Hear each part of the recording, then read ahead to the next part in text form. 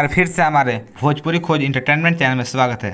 आप सभी को बता दें कि अभी अभी प्रमोद प्रेमी के बहुत ही मस्त देवी गीत रिलीज हुआ है गणनायक फिल्म से। आप सभी को बता दें कि जिस एल्बम वीडियो सॉन्ग का नाम है, देवी गीत का नाम है नज़र ना लगे सैया के। जी हाँ, नज़र ना लगे सैया के बहुत ही मस्त देवी गीत रिलीज हुआ है आज ही सुबह सुबह 22 तारीख को गणनायक फिल्म्स के चैनल से।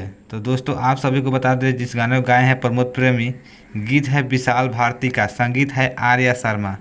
तो बहुत ही मस्त देवी गीत है, आप लोग नहीं सुने हैं तो आप लोग गणनायक फिल्म्स पर जाइए और गाने को सर्च करके और ढेर सारा प्यार दीजिए प्रमोद प्रेमी को, क्योंकि बहुत मस्त देवी गीत है, सुबह ही सुबह रिलीज हुआ है। तो आप लोग सुनिए और ढेर सारा प्यार दीजिए प्रमोद प्रेमी को। और साथ ही साथ अभी तक हमारे चैनल को आप लोग सब्सक्राइब नहीं किए तो दोस्तों आप लोग प्लीज़ चैनल को सब्सक्राइब कर ले।